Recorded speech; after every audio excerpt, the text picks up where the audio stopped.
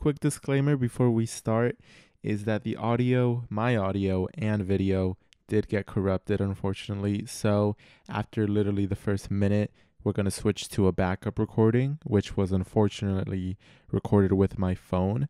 And so the audio quality on my end won't be as high quality as Adam's. So, please excuse that. But, anyways, enjoy.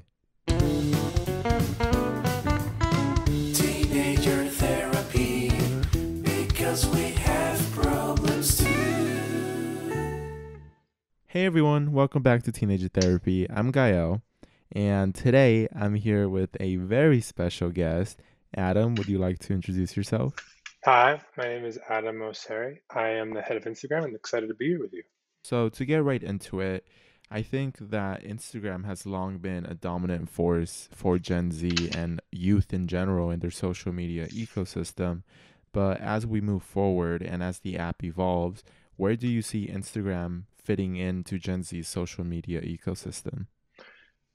I mean, it's a big question to start with, just sort of straight to the big stuff. Right now, people come to Instagram primarily for two reasons. One is to connect with the people they care about most. And for young people, that's usually friends, not actually family. And then they stay also to be entertained, particularly for to see creators, to see what it's like to, live through someone else's eyes or be in someone else's shoes, right? You're talking about whether you're into athletes or musicians or artists or whatever it might be, there's all sorts of creators on the platform. And so my sense or my hope is that we continue to do really well at those two things, connecting people with the people they really care about and inspiring people and entertaining them. And how we do that, I assume, is going to have to change over time. People are messaging more, they're watching more video, power shifting from institutions to individuals. So all of these major shifts are going to change how exactly we go about doing that. But my intent is that we stay true to those aspirations, connect people to those they care about, and inspire people. Yeah, I think a lot of young people recently have started to see Instagram as sort of an app that's quickly becoming outdated. You know, we got new apps like Snapchat, we have TikTok. And for a lot of young people, they're starting to stray away from the Instagram ecosystem and move on to other apps. And I think some of the reasons behind that could be that I think Instagram right now is going through a lot of change. You know, the Reels was recently added. Some users don't have likes anymore. And a shopping tab was added. And a lot of young people see sort of this as Instagram straying away from catering to their needs and catering to a different audience. Do you think that these features were built with a younger generation in mind or an older one? They were definitely built with the younger generation in mind. I think that I'm sure some people are going to not be excited about change. When you use something every day and then it changes on you, that can be frustrating. But I'm very confident that if Instagram stays exactly the same, we're definitely going to become less relevant, not only with young people, but more broadly over time. Because the world changes, people's interests change, how people communicate changes. And so if we don't change along with it, I actually think that's the bigger risk. Now, does that mean that these changes are necessarily the right ones? No, we can be making mistakes. We obviously make mistakes from time to time. But I think the bigger risk is not being willing to take those um, opportunities or to make those changes and just have what you do just become less important to people over time, which I think is inevitable if you stay exactly the same. And so what we're trying to do is, lean into these things. So people are watching more and more video everywhere. You're seeing an explosion of video online across the whole world right now. TikTok has done amazing things with short form entertaining video, but YouTube is a behemoth. You're seeing how people consume media in India is changing. It's a whole global thing at this point. Shopping's another interesting one. Teens actually shop more than adults.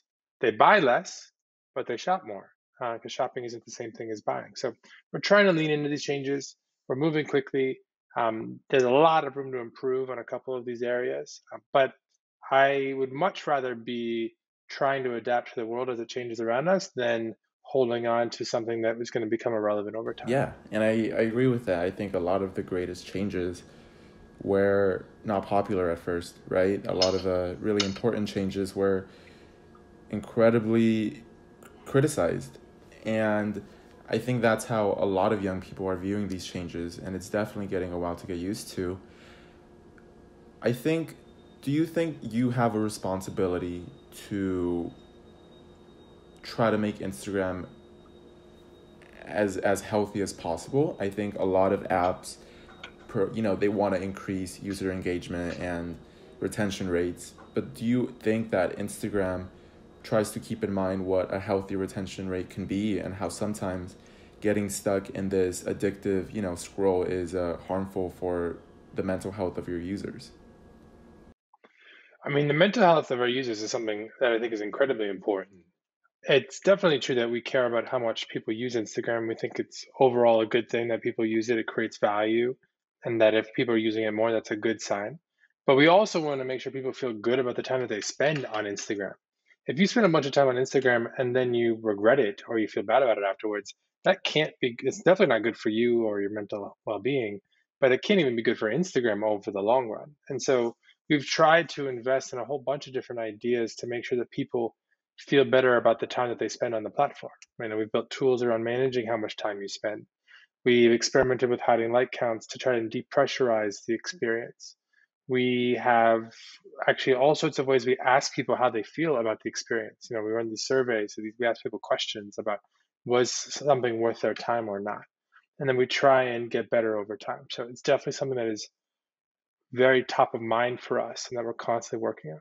Will likes ever be completely removed for Instagram? Is this something you're working towards?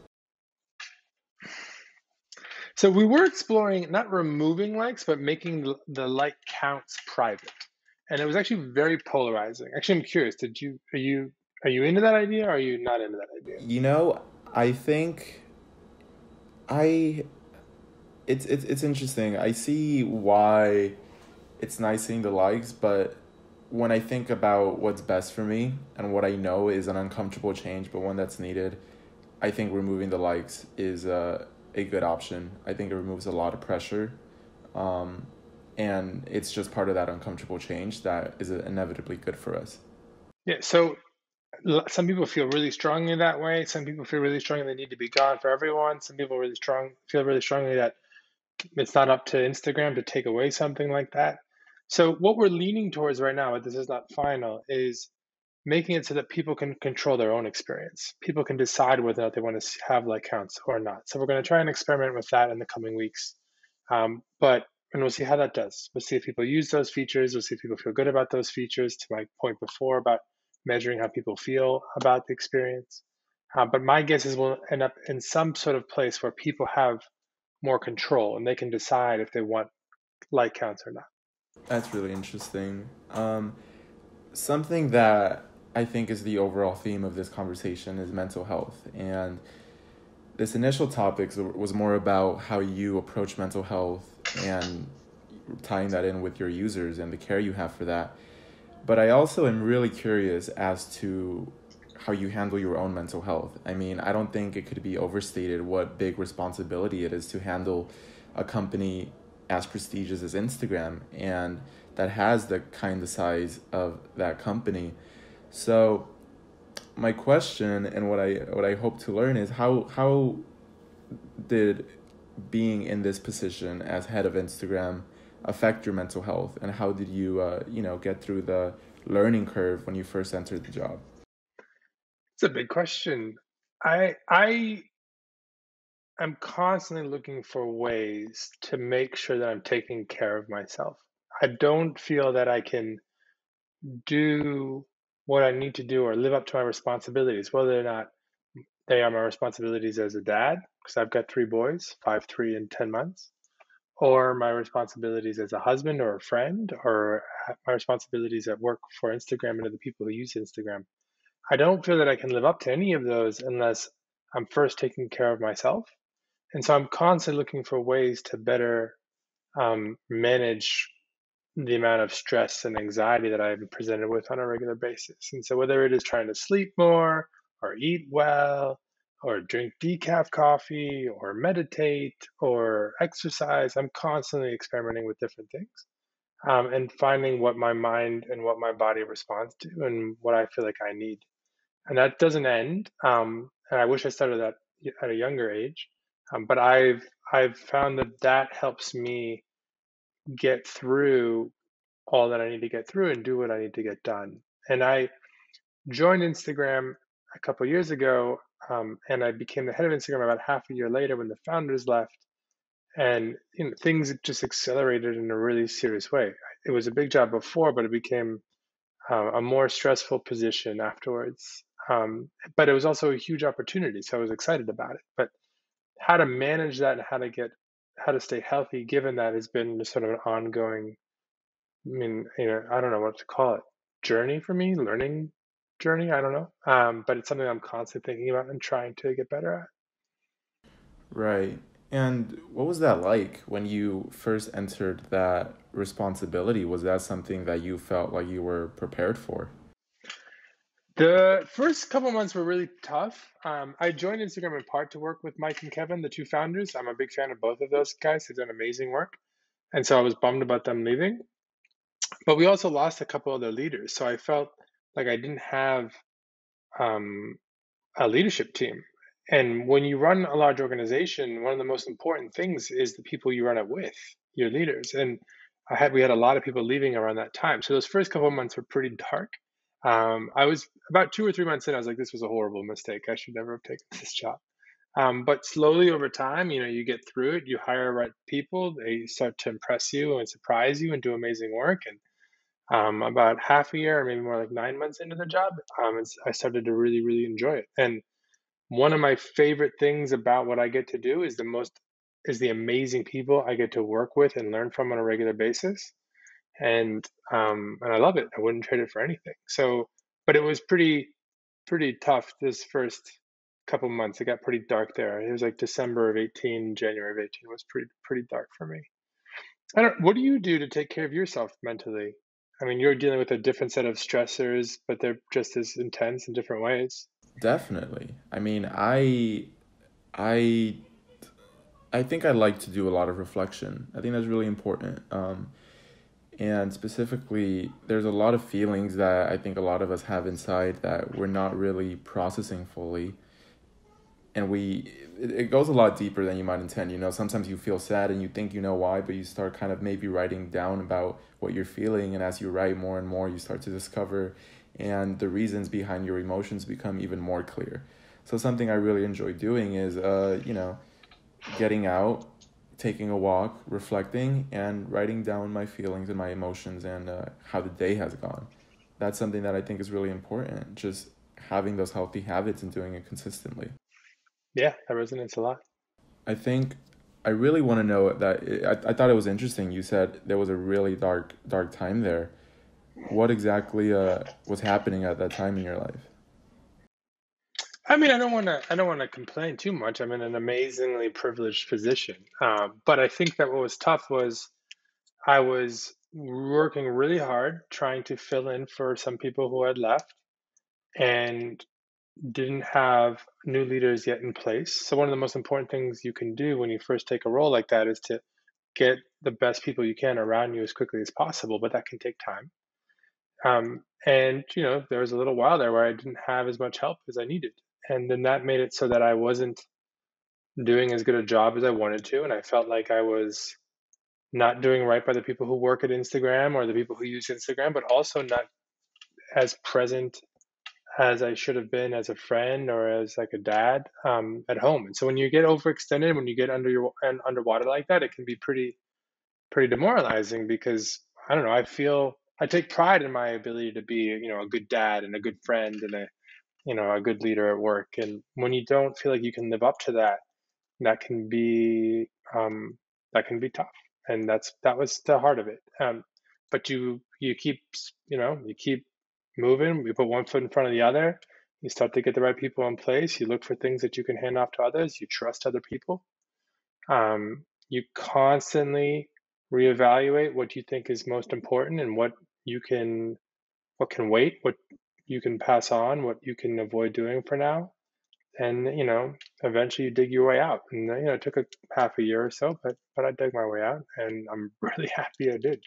I'm really glad you were able to overcome that. I think when you were in that moment, did you ever feel like you weren't capable? Did you ever start doubting your experience and your knowledge and your capability to do the job and manage it along with everything else that was going on in your life? I'm sure. I'm not sure I was as articulate about it as that, but in general, I think, imposter syndrome is something that most of us struggle with at different points in our lives. I have found that if I end up taking on a bigger role or more scope or more responsibility, it almost always works to sort of fake it till you make it. Just work really hard, embrace it, uh, lean on others, ask for help, and eventually sort of dig your way out, so to speak. But yeah, there were definitely moments where I had doubts in my own abilities. But I tried primarily to just focus the energy on just making progress, hiring one more person, getting one more team to a better place, creating more clarity for the people who work at Instagram, getting something meaningful out to the people who use Instagram. And progress, I find very motivating and very reassuring. And it helps me quell my own doubts. And so I tried to just channel the energy into that as much as I could. Yeah, handling all these people and making sure you are supporting the team that you're leading is incredibly difficult, especially when you're dealing, with like imposter syndrome and you feel like you need more help. So in this time, who did you turn to ask for help? If you.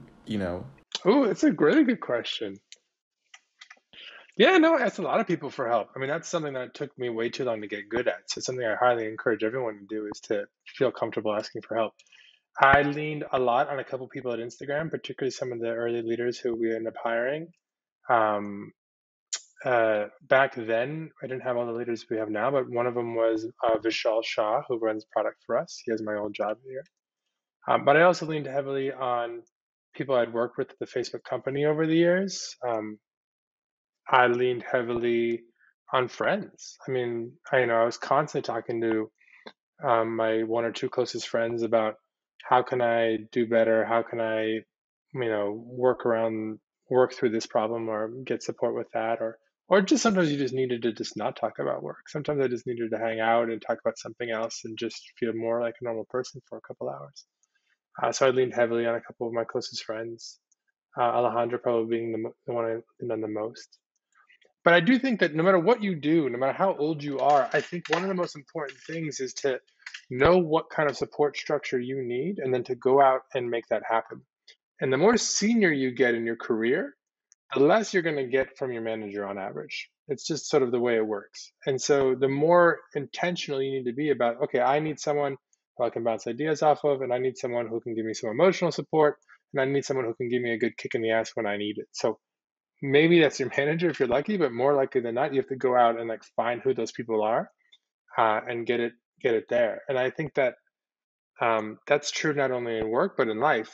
And I think the sooner people can be thoughtful about what they need, um, then the sooner they can be effective at going out and asking for it and getting it, and then they can get to whatever, not just to a good place. It's not just about getting from a dark place to a light place. It's also about you know achieving your aspirations, about being fulfilled, about being happy.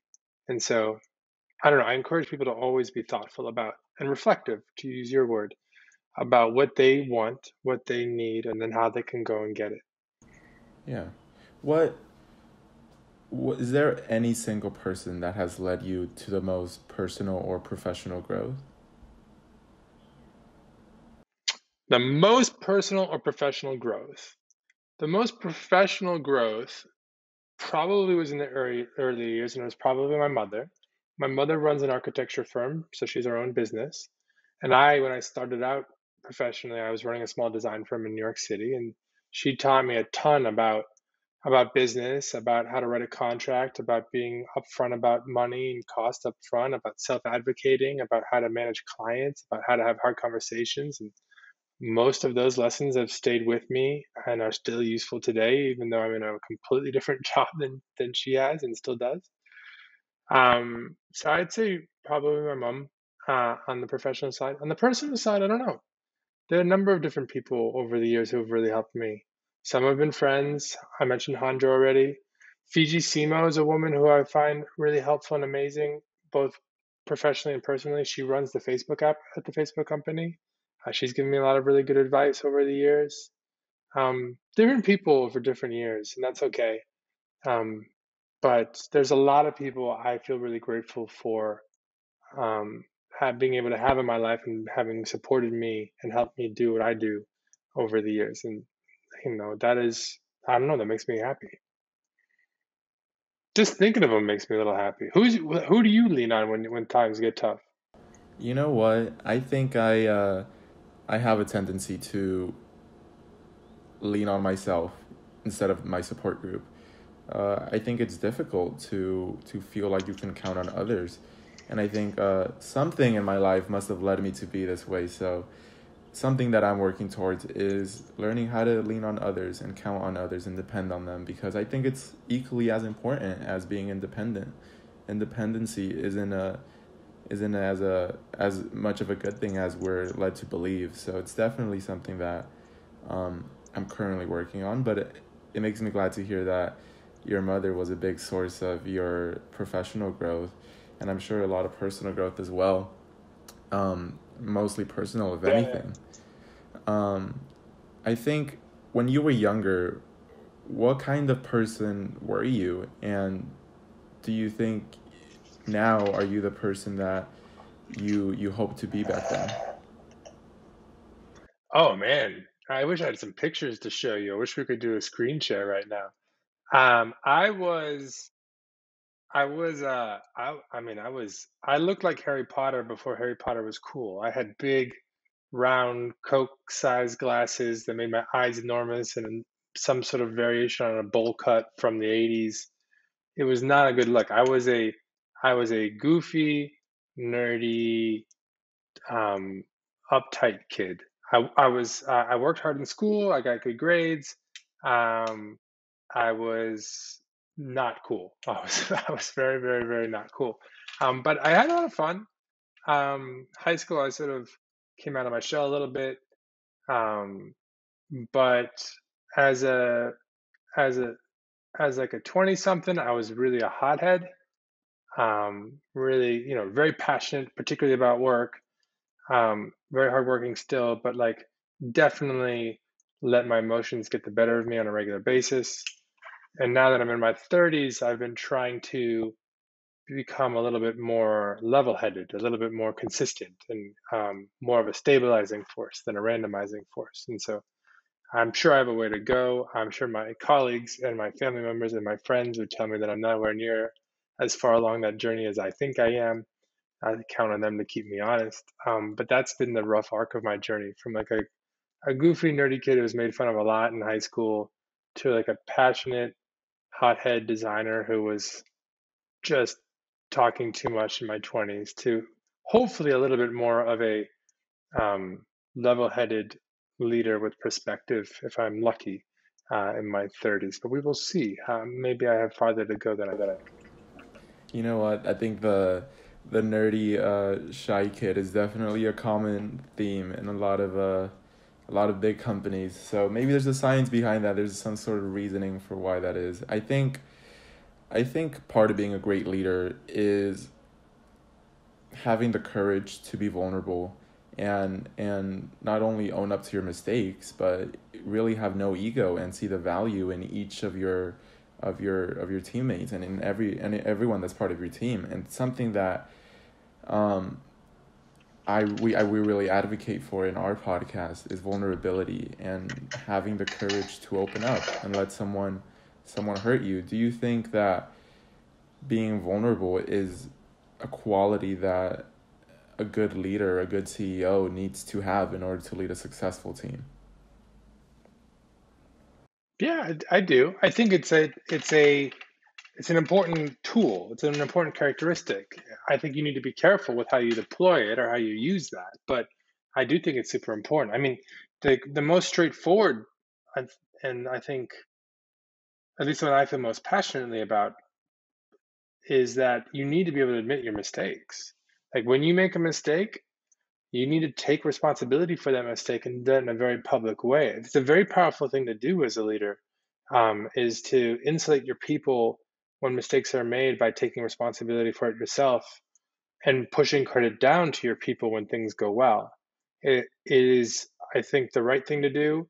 It also motivates people. It also, I think, gets you to a better place over the long run in terms of the work that you're doing. So, and that's one type of vulnerability. I think there are other things to do, but you can be more transparent. You can share more. You can put yourself out there more. And I think those are all good tools too. You do need to be careful. I think you want to be careful not to express too much doubt in certain cases when that might demotivate teams and make it harder for them to do their work.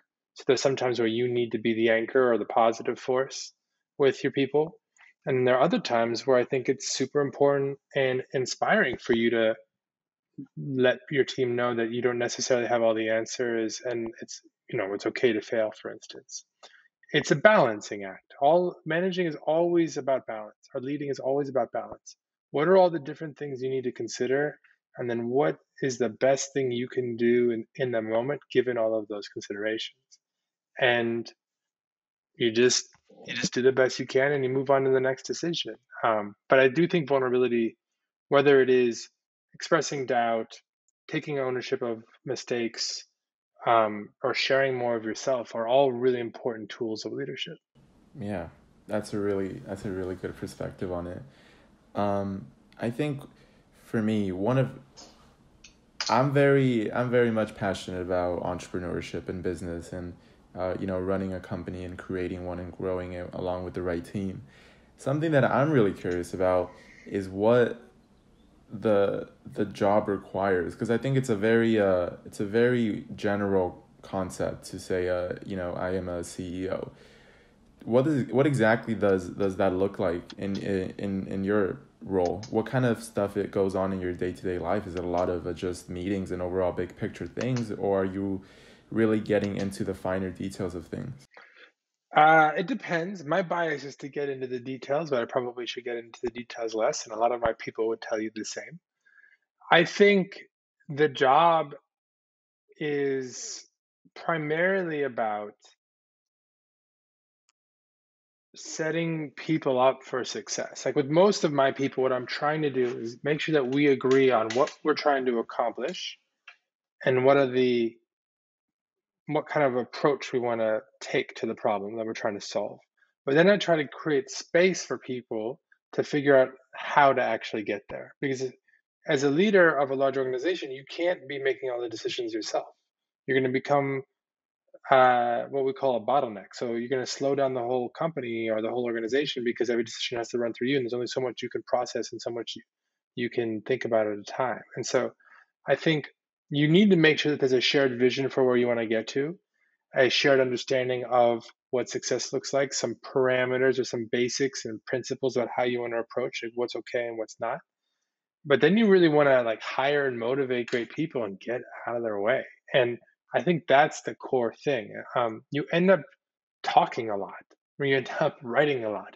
You end up trying to share perspective and motivate people, and honestly repeat yourself all the time. It's exhausting. But to slowly get people to internalize what you need them to internalize, and then go and do what they do best. And you end up, it's mostly communication. There's definitely strategy. There's definitely a lot of thinking. There's definitely a lot of getting in the details. I think that's healthy just to keep you sharp. But most of what you do is communicate. You need to figure out what everyone needs to hear and know and understand, and then you need to go get them that. Yeah. What has been the most important factor in advancing your education and just expertise that prepares you for a role like this? For me, it was embracing my I don't know if what the right word is, my shape, let's say. So I always wanted to be a like a specialist, amazing at one thing. I come from a family of creatives. My mother is an architect. My sister is a furniture designer. My brother just got nominated for an Oscar for a film score he wrote for the movie Minari. They're all like creatives, and my dad is a psychotherapist, which is a different type of thing. But again, he's a specialist. And so I was a designer, and I was okay, middle of the pack maybe. And it wasn't until I embraced the fact that I'm not great at anything, but I'm good at a lot of things. I'm more of a generalist, that my career started to take off. And I became, at that point, this is back maybe 9 years ago now, what we call a product manager in tech. So it's like or a PM for short. So you manage a project or a product. And you need to work with design and work with engineering and figure out how to talk about the thing publicly and figure out how to market the thing. And so you have to be involved in lots of different aspects of the work. And I think being a leader of an organization is similar. It's good to have one or two areas that you're really passionate about and where you really excel. But in general, you need to have range. You need to be a generalist. And so for me personally, when I embrace that about myself, that's when I found I unlocked the most potential for my own career. That's so interesting. That is so interesting because I think you just kind of summed up how a question that I've been asking myself for a really long time, which is, what am I truthfully skilled at and what is my area of expertise? And I think something that I hadn't realized up until now, thanks to you, is I guess the term of a generalist. That's really interesting that that's how you view yourself. I was not aware that that was something that existed out there. So thank you for sharing that piece of knowledge. That's going to be such a big help. Oh yeah, well I'm glad. I'm glad. I mean, look, we all have different shapes, right? Like, and if I could wave a magic wand, I would be like an amazing designer or an amazing engineer, but it's just not my shape. And you need to align your aspirations and your abilities, right? You need to find the overlap between what you're good at and what you love doing. And when you do that, you unlock an immense amount of potential. Um, and they're both important, and that's okay. And by the way, what you're good at will change over time. You can work at things, you can get better at things. And so it's not like a static thing that or question you need to answer when you're 19 and then be set for the rest of life. Like, it's a constant conversation. But I really believe in that idea. I really believe in trying to find the overlap between what you're good at and what you love. And when you do find that sweet spot, you go all in.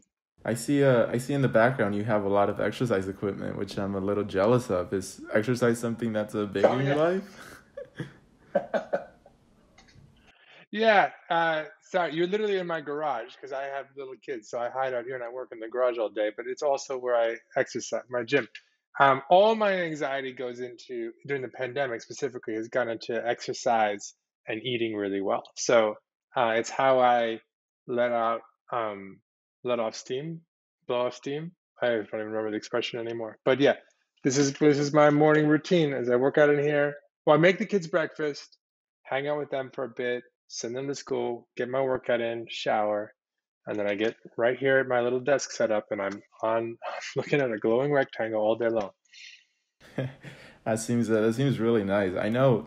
What out of curiosity, what university did you go to?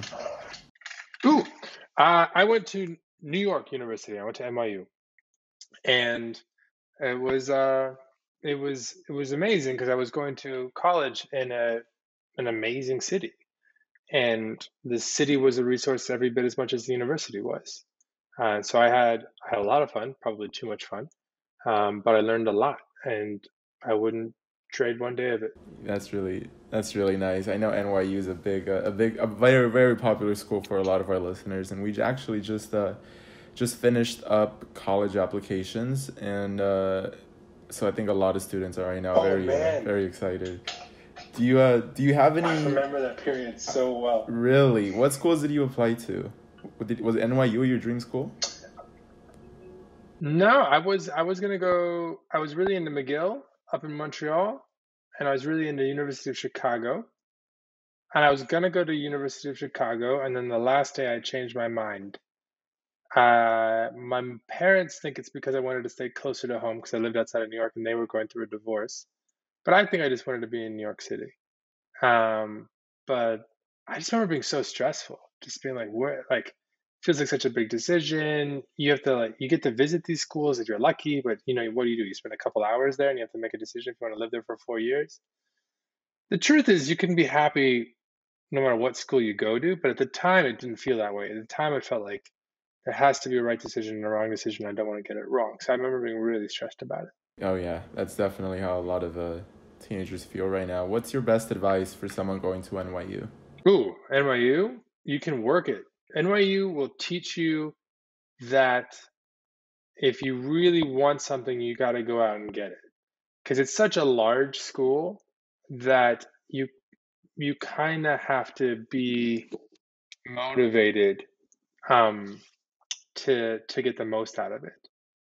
I went to a school at NYU called Gallatin, where you make up your own major, and I weaseled my way into all sorts of classes I had no business being in. Tisch photography classes, graduate school classes, philosophy classes. And I learned a lot in the classes, but I think what I learned the most from my experience at NYU was how to be scrappy, how to hustle, how to go out and get something when I really wanted it. And I think that was a skill that has served me to this day. That's interesting. Well, lastly, is there anything that I haven't asked about that you believe is important to you or something that you want to share? I mean, there's so much going on right now. I mean, I don't know. You have an amazing podcast. I'm a big fan of what you all do from over here. So we're just excited to be part of it at Instagram. I think just raising awareness around issues, encouraging reflection, talking about mental health, these are things, destigmatizing mental health, these are things that I think are just really important, particularly this year. I mean, we are in the midst of a global pandemic. If you're in high school or if you're in college, having your senior or junior year of high school, your freshman or sophomore year of college, like be during a pandemic is a tough break. That is not the traditional quintessential experience of being, being a teenager or being 20 years old. And I'm sure it makes everything more complicated. So that just makes it more important than what you're doing, more important for you to keep doing what you're doing. And so just a big fan. And I want to make sure we're doing all we can to support you all. And I don't know, to say a big thank you. Thank you, Adam. That means a lot coming from the main man at Instagram. Anyways, thank you everyone for listening. I hope you all took something out of this and you learned something because there was definitely a lot of wisdom spoken here. So again, Adam, thank you for your time. It was a great conversation. Thank you, Gail. Such a pleasure. Stay in touch.